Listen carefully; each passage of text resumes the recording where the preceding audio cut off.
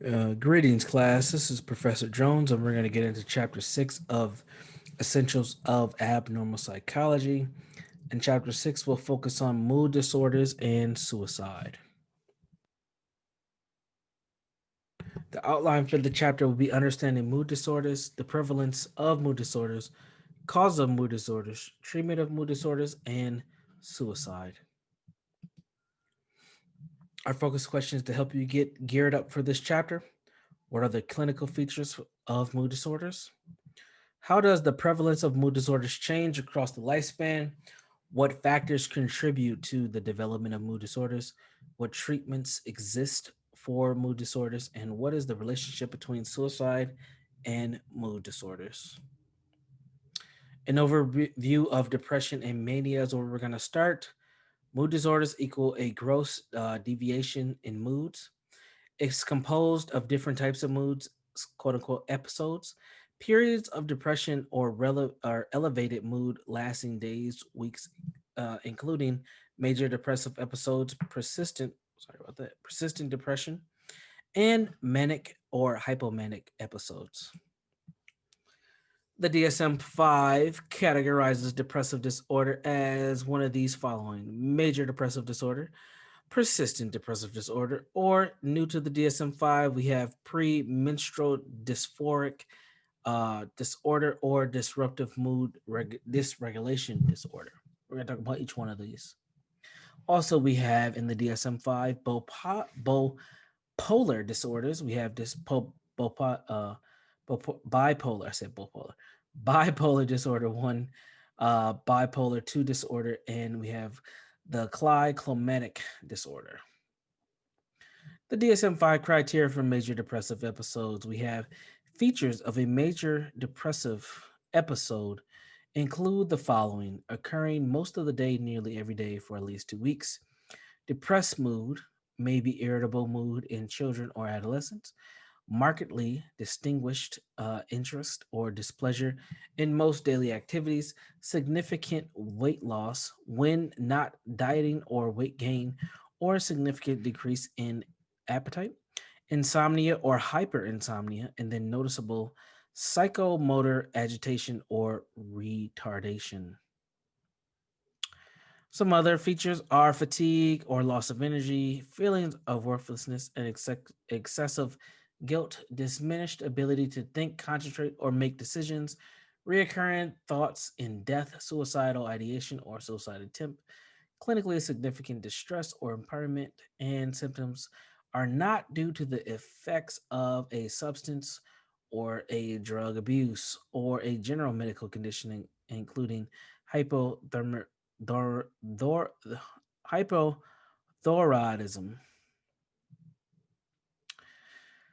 We have the DSM-5 disorder of manic episodes, which feature a manic episode including the following: a distinct period of abnormal or persistently elevated, expansive, or irritable mood lasting at least 1 week, significant degree of at least three of the following: inflated self esteem, decreased need for sleep, excessive talkativeness, racing thoughts, distractibility, increase in goal directed activity or psychomotor agitation, excessive involvement in high risk behaviors. Also, we have mood disturbance in severe enough to cause impairment in normal functioning or requires hospitalization, or therefore are there are psychotic features. Also includes symptoms that are not caused by direct psychological effects of a substance abuse or a general medical condition. And again, these are referenced in the DSM-5.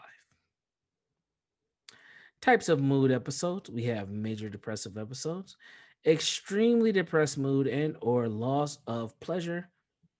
We have it lasts most of the day and nearly every day for at least 2 weeks, or at least four additional physical or cognitive symptoms, which include examples of indecisiveness, feeling worthlessness, fatigue, appetite changes, restlessness, or feeling slowed down or disturbance.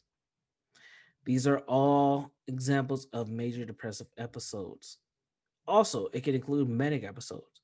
So, elevated expansive mood for at least 1 week, inflated self esteem, decreased need for sleep, excessive talkativeness, flight of ideas or sense that thoughts are racing, easily distractibility, increase in goal directed activities or psychomotor agitation, excessive involvement in pleasurable but risky behaviors, and impairment in normal functioning. Hypomanic episodes include shorter, less severe versions of manic episodes. These last for typically at least 4 days, have fewer or mild symptoms. They're associated with less impairment than manic episodes, for example, less risky behaviors. They may not be problematic in and of itself, but usually occur in the context of more problematic mood or disorders. And then lastly, we have a few mixed features, which includes terms for a mood episode with some elements of reflecting the opposite valence of mood.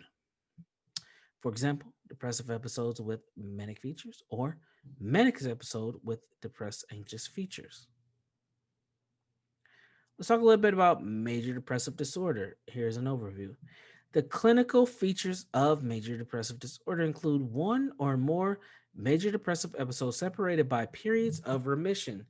For example, single episode, which is highly unusual, or recurrent episodes, which is more common.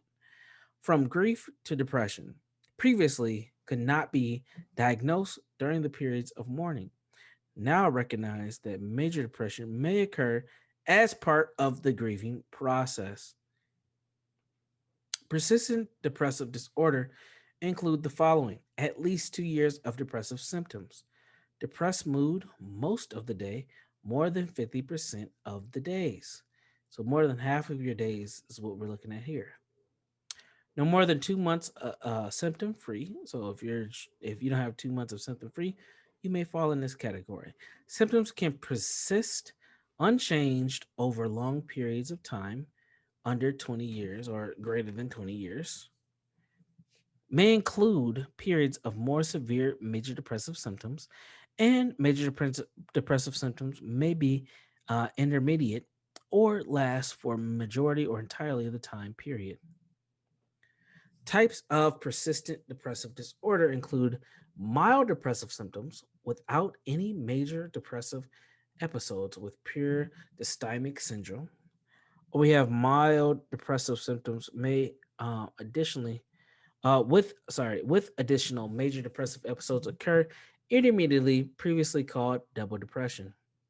Major depressive episodes lasting 2 plus years with persistent major depressive episodes. Now on to the next slide. These are the DSM-5 criteria for premenstrual or menstrual dysphoric disorder. So this is like people who end up having children and they're having like premenstrual dysphoric disorder. Those features may include the following: in the majority of the menstrual cycle, at least 5 symptoms must be present in the final weeks before the onset of menses. Starts to improve within a few weeks after onset of menses and become minimal or absent in the week post menses. One or more of the following symptoms must be present. They must have a marked affective liability or mood swings. They must have marked irritability or anger. They must have marked depressed mood, and they must have marked anxiety and tension. Also, one or more of the following symptoms must be additionally present to reach the total 5 symptoms when combined with the symptoms above. So what we just explained and talked about. So they must have a decreased interest in usual activities, difficulty in concentration, lethargy, fatigability, and lack of energy, marked change in appetite, overeating, or specific food cravings, hypersomnia or insomnia, and a sense of being overwhelmed or out of control, as well as physical symptoms such as breast tenderness or weight gain. So, as you can tell, this disorder here is more directed towards people who identify as female or women identify folks. Also, it may include clinically significant distress or interference with work, school, or usual social activities or relationships. Symptoms are not attributable to the effects of a substance, whether that is drug abuse or alcohol abuse or any other medical condition. And again, this is the premenstrual dysphoric disorder. Other depressive disorders include premenstrual dysphoric disorder, significant depression that occurs prior to the menses during majority of the cycles, leading to distress or impairment.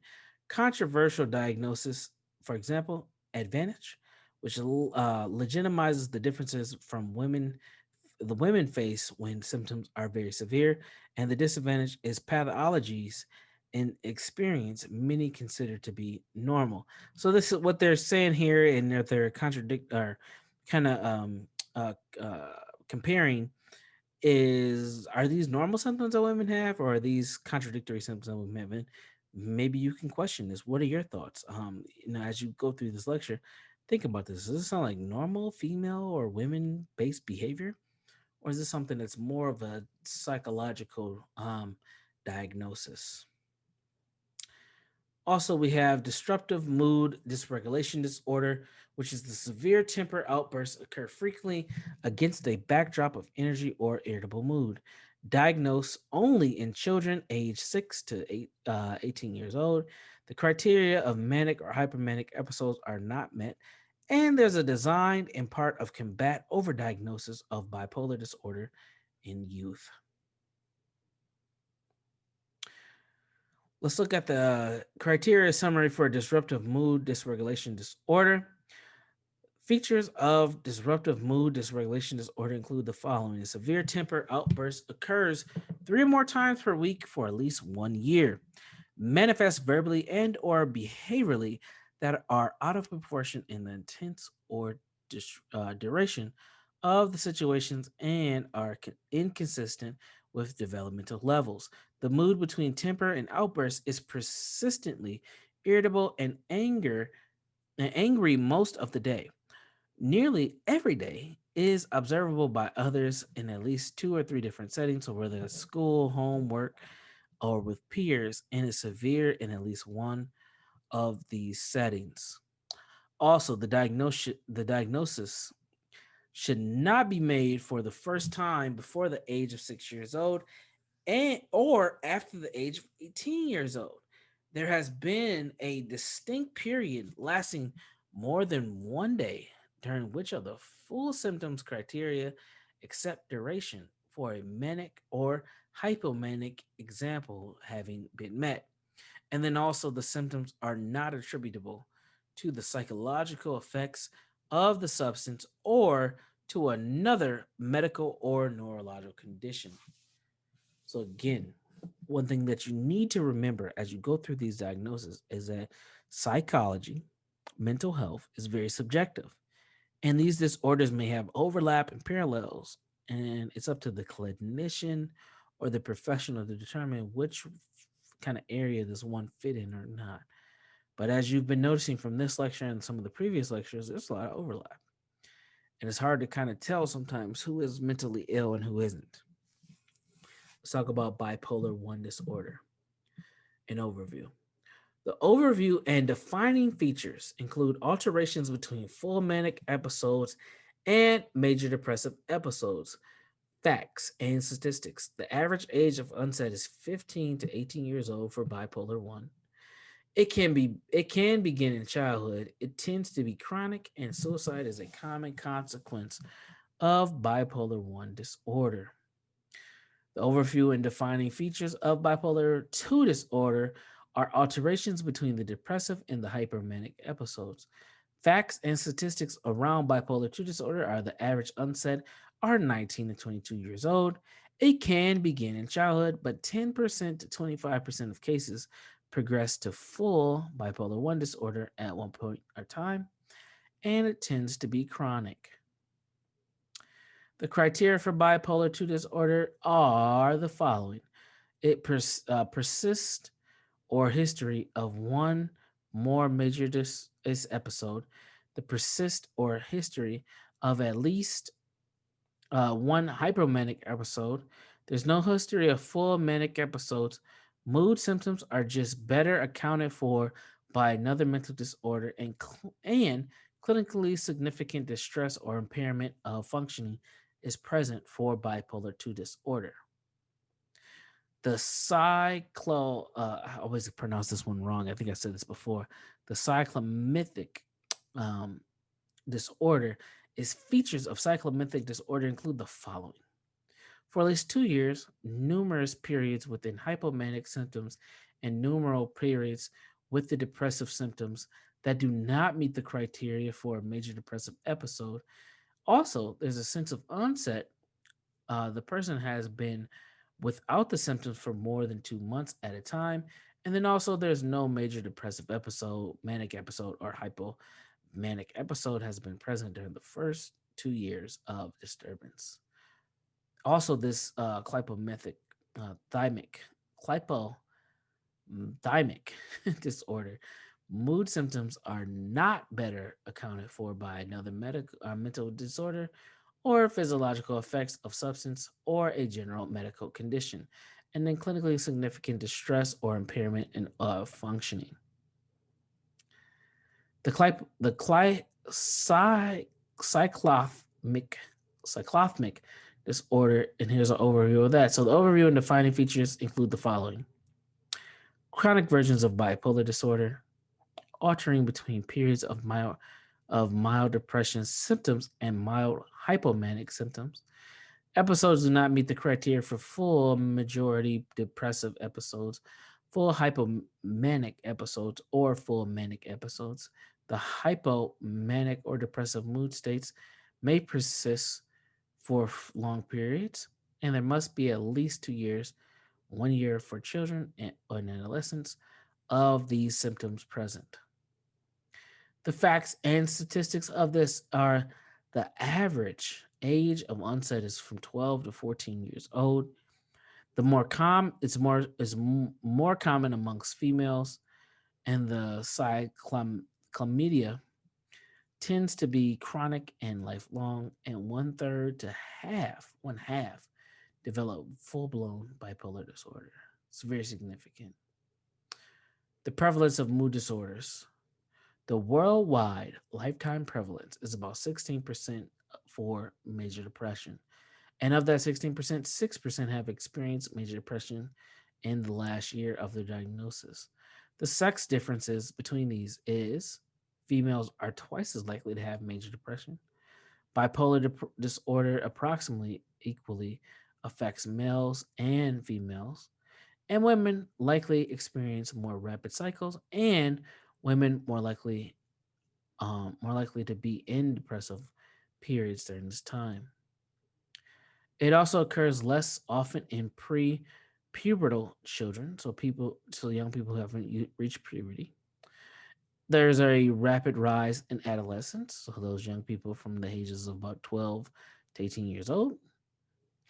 Adults over the age of 65 have about 50% less prevalence than the general population. Bipolar, same in, is same in childhood, adolescents, and adults. So the diagnosis of bipolar disorder is the same across the board, and then the prevalence of depression seems to be similar across subculture. So from what we know from research at this current moment is that there's not a lot of differences cross culturally or cross age wise when it comes to bipolar disorder and depression. The lifespan development influences on mood disorders. So 3-month olds can show depressive symptoms, which should scare you. Young children typically do not show classic mania or bipolar symptoms, and also mood disorders may be misdiagnosed as ADHD. Children are being diagnosed with bipolar at increasingly rates currently. Depression in elderly is between 14% and 42%. The co-occurrence with anxiety disorders is relatively high, and there's less gender imbalance after about 65 years of age. So, both males and females identified of the age of 65 tend to have the diagnosis of a mood disorder. There are cultural differences exist. So Hoppy says they are heartbroken. So the folks who believe in the concept of Hoppy, and Hoppy is a concept that references heartbrokenness. Native American populations have 4 times the rate of depressive symptoms as the general population. And I think there's a lot of historical trauma that connects to there. And this is not a class on historical trauma. But if you look up historical trauma in natives or indigenous people in the United States, you'll find a lot of interesting information that will connect back to the textbook. Mood disorders and familial and genetic influences. So we have family studies. Rate is high in relative probands. Relatives of bipolar probands are more likely to have unipolar depression. We also see this in twin studies where there's a concordance rates are high in identical twins, so 2 to 3 times more likely to present with mood disorder than a fraternal twin of a depressed co-twin. There's also severe mood disorders that have a strong genetic contribution. And then also we know that heritability rates are higher for female counterparts compared to male counterparts. Also from twin studies, we know vulnerability and for unipolar or bipolar disorder is present. It appears to be heredit- in heredited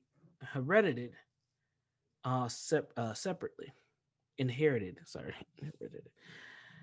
It appears to be inherited separately. Sorry about that. And some genetic feature or factors are common for mood and anxiety disorders. We also have mood disorders and neurobiological influences and neurotransmitter systems. So we have serotonin and its relation to other neurotransmitters.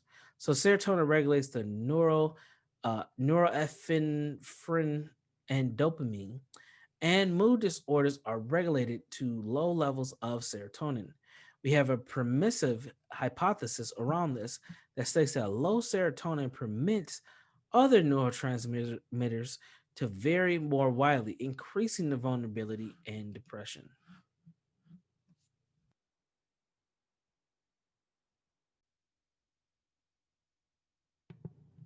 So this looks at the endocrine system, which elevates our cortisol levels. Cortisol is our stress was one of our main stress hormones. The stress hormone decreases neurogenesis in the hippocampus, which is greater than which equals less able to make neurons when this happens.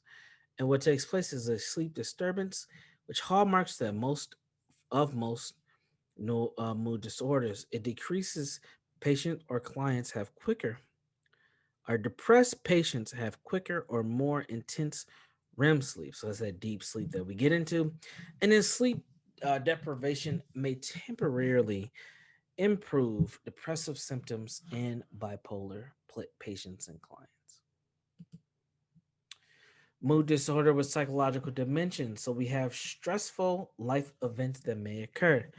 Stress is strongly related to mood disorders. Poor responses to treatment end up happening. Longer time for remission can end up happening. Context of life events matter. Gene environment correlation. So, people who are vulnerable to depression might be more likely to enter situations that will lead to stress. The relationships between stress and bipolar is also pretty strong at this point. We have a context and meaning life stress situations. So, for example, the figure 6.1 looks at the context and meaning in life stress situations. So, the context is the immediate situation, which often leads to understanding or the meaning of what is actually happening. Mood disorders, psychological dimensions. We have one psychological dimension of learned helplessness. The learned helplessness theory of depression looks at the following: the lack of perceived control over life events leads to a decreased attempt to improve own situation. The first demonstrated in research by Martin Slingman, and the negative cognitive styles are a risk factor for depression. The mood disorders and depressive uh, um, a- attributional style. Oh my goodness, I'm tripping up on this one. Hold on one second.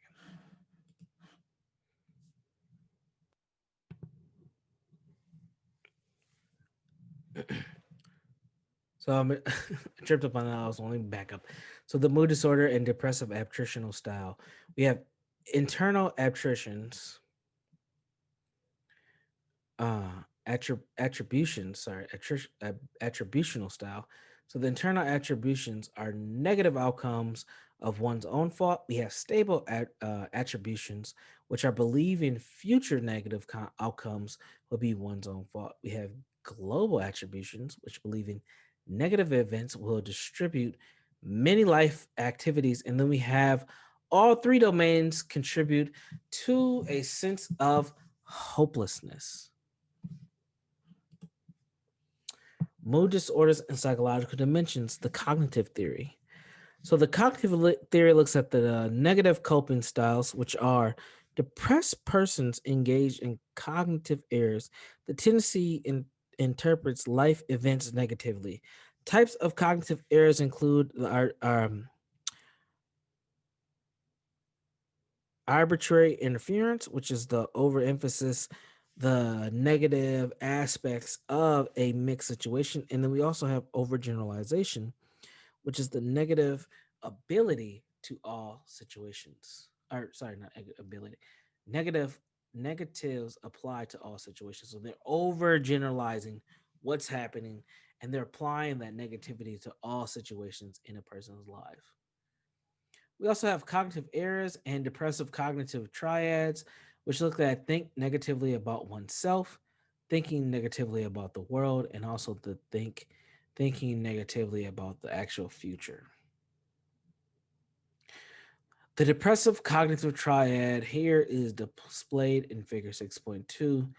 And you see, we have the negative cognitions about the future, about the self, and about the world. So people who get in this space, they have a difficulty understanding the nuances in life, and they just feel like things will never get better about what's happening next for them, who they are as a person, and who the world is around them. There are social and cultural dimensions here. We have the marital relations, which are the marital dissatisfaction is strongly related to depression. The relations is particularly strong in males during this stage.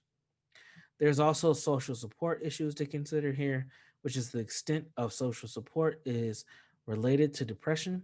The lack of social support predicts late onset of depression, and the substantial social support predicts recovery from depression.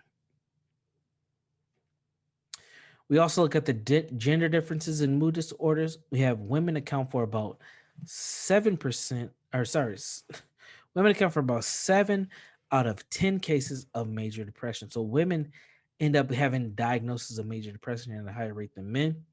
And the recall that women also have higher rates of anxiety also than most men do. The possible explanations for the gender disparity when it comes to mood disorders are some of the following. Women socialize to have stronger perceptions of uncontrollability. Parenting styles makes girls less independent. Women are sensitive to relationship distribution, for example, breakups, tension in friendships, etc. And women ruminate more than men do on their actual moods. Here are some a graphic example of across country relationships of odd ratios of major depression per country. And as you can see, women are depicted in the orange, men are depicted in the blue, and across the board, women significantly um, overshadow men when it comes to the diagnosis of the major depressive episodes. Let's talk about the integrative theory. We have a shared biological vulnerability that takes place. The overactive neurobiology response to stress shows up. There's an inadequate coping and depressive cognitive style here, and the diathesis stress model is present. We also have the biological, psychological, and social factors are all influenced by the developmental mood disorder, and exposure to stress is one thing to consider at this point in time. We have the integrative model of mood disorder here in figure 6.1. And as you can see, we have the at the top in the green biological vulnerability. Then it leads to psychological vulnerability. Then it leads to stressful life events such as depression and mania. Then it can go a couple different ways. It can go to activation of stress hormones within wide ranging effects in a neurotransmitter, or it can lead to further expressions of depression and mania, or we can have problems in interpersonal relationships and lack of social support, and then ultimately it can develop and show up as mood disorder. Some treatments for mood disorder include medications. One of the main medications falls under the category of antidepressants. Antidepressants are selective serotonin reuptake inhibitors. The cyclic antidepressants are here. The monoimmune oxidase inhibitors are usually features in this medication.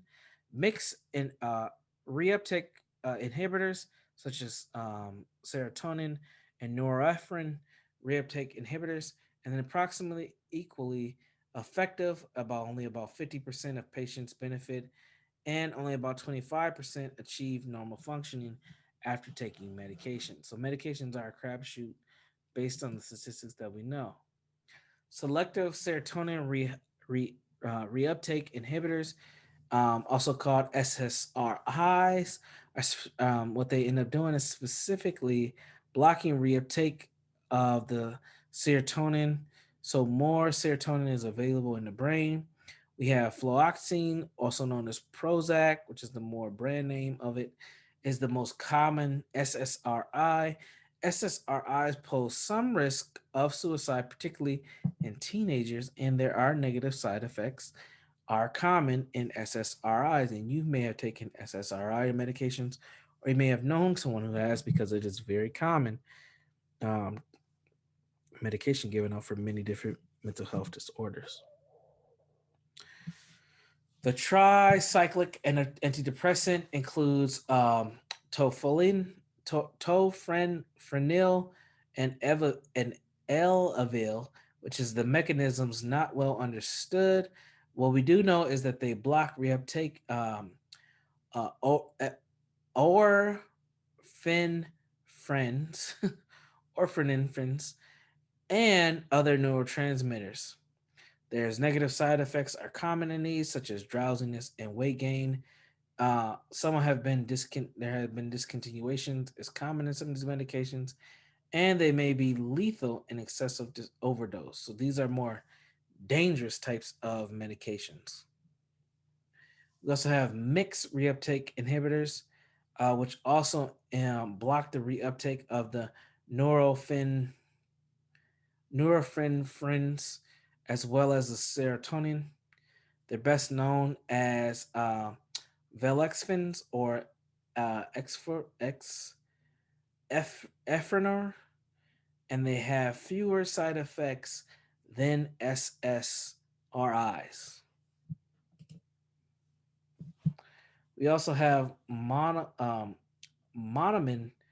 oxidase, also known as MAOs, inhibitors, and these blocks the monoamine oxidase. This enzyme breaks down the serotonin and the norepinephrines as effective. They are as effective as the tricyclics with fewer side effects. They're dangerous in combinations with certain foods. So you have to be careful on how you take these with what things you're actually consuming. Such things as beer, red wine, cheese cannot be consumed.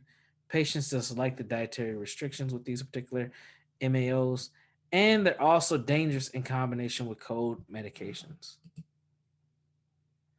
Treatment in mood disorder include lithium. Lithium carbonate equals a common salt. The treatment of choice for bipolar disorder is lithium. It's considered a mood stabilizer because it treats depressive and manic symptoms. It's toxic in large amounts, so you have to be very careful with lithium, and doses may be carefully monitored. And then it's effective for about 50% of patients. Why lithium works is uncertain, but we do know it is an effective treatment for a lot of people who have the diagnosis of bipolar. Another treatment of mood disorders is the electroconvulsive therapy, also known as ECT, which is also known as shock therapy, which I am not a fan of. And it's effective for medication resistance and depression. The nature of ECTs is the belief in electrical current applied to the brain. It results in temporary seizures, and usually 6 to 10 outpatient treatments are required. The side effects include short-term memory loss, which is usually restored, and some patients suffer long-term memory loss from these electrical shocks. The mechanism is unclear. This sounds heinous, and this still happens today. Over 10 years ago, back in 2008, 2009, I am ashamed to say that I participated in people getting ECT treatments, even under their own power where they didn't want to. And the job that I had required me to help make sure that those patients receive that, which still bothers me to this day. A few other treatments for mood disorder are the transcranial magnet stimulation, which is a newer form of treatment that a lot of people are pretty positive on. And what ends up happening is there's a use of magnets to generate a precise location of electromagnetic pulses in the brain. Fewer side effects here. Occasional headaches may occur. There's less effects than ECT for medication and resistant depression, and there may be a combination of medications as well as this magnetic stimulation treatment. Some psychosocial treatments for depression include cognitive behavioral therapy, also known as CBT, which addresses the cognitive errors in thinking, also includes behavioral components. The interpersonal psychotherapy also is focused here. The focus is improving the problematic relationships. And then also we have prevention, which is the preemptive psychosocial care for people at risk, has longer lasting effectiveness than medications. And then some psychosocial treatments for bipolar disorder include medications. Usually, lithium is still the first line of defense when it comes to bipolar disorder. Psychotherapy helps is helpful in managing problems of interpersonal and occupational issues that accompany bipolar disorder, and then also family therapy can be helpful. And the reason why family therapy is highlighted here is because many people who have bipolar disorder struggle with their relationships and people around them because it is a very difficult disorder to live with and to function in any type of dynamic, whether that's dating, family, or professional. Talk a little bit about suicide as we get ready to close out. Suicide is the 11th cause of death in the United States. But we also know that there's underreported suicides and actually rate maybe 2 to 3 times higher based on projections. The most common among white and Native Americans, and when you break suicide down by ethnicity, and particularly the prevalent in young adults. It's the third leading cause of death amongst teenagers is suicide, and it's the second leading cause of death in college students. 12% of college students consider suicide in any given year, which is to me is a lot. So they have to just be mindful of what young people are struggling with and why they're deciding to end their life before it even gets started. There are some gender differences when it comes to suicide. Males complete suicide more than females. However, females attempt suicide more than males. This disparity is due to males using more lethal methods to commit suicide. The exception is suicide is more common among women in China than it is among males in China. And then there may be reflect in cultural acceptability. Suicide is seen as an honorable solution to problems in some societies. The nature of suicide includes the following risk factors: people who've committed suicide in their family, low serotonin levels in people, pre-existing psychological disorders, alcohol use and abuse, stressful life events, especially humiliation, past suicidal behaviors, and a plan and access to lethal methods for suicide. Some contributing factors to suicidal behaviors, and this is from figure 6.5 in the textbook, include the following: genetic history, biological factors, and personality traits. Those all lead to the risk factors and the vulnerability of suicidal behaviors. There are some protective factors there. However, the precipitating factors include a availability method and the humiliating percepting of life events can all lead to suicidal behaviors. Suicide contagion. So some research indicates that a person is more likely to commit suicide after hearing about someone else committing suicide. Immediate counts may worsen the problem by sensationalizing or romanticizing suicide, and describing lethal methods of committing suicide may create this kind of social phenomenon of contagion where other people are inspired to commit suicide themselves. This is a very real thing to think about. Anytime a suicide happens in a family or a community, we always have to think, is it influencing others to do the same thing? Suicide prevention. So, in the professional mental health, clinicians do risk assessments to test out if someone has ideation or a plan or intent and the means to commit suicide. Clinician also and patient develop a safety plan, typically when suicide has been assessed for and is prevalent. And then there's strategies for coping with suicidal thoughts. And in some cases, signs no suicide contracts. We have prevention programs for at-risk groups as well, and it's important removing access to lethal methods. If you think someone is at risk, talk to them and ensure that they are getting the necessary support. Talking to someone about suicide is not likely to place them in greater risk or plant an idea of suicide, but it's important for you to access and see where they're at and try to provide some help for them if you can. In contrast, the risk of not providing support to someone may be in need is huge. Many people do not seek out the help when they need it.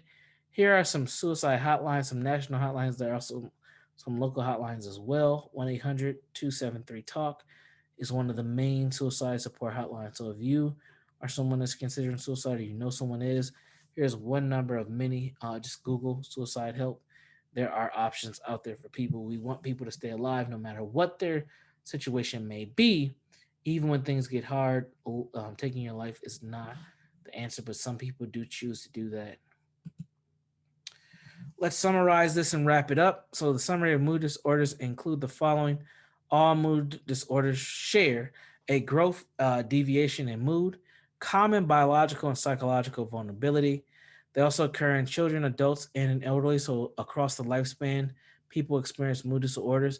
The onset, maintenance, and treatment are affected by the following: stressful life events, social support, and a differential response in medications. And with that, we are going to wrap up this chapter review, and I look forward to seeing you in the next. Peace.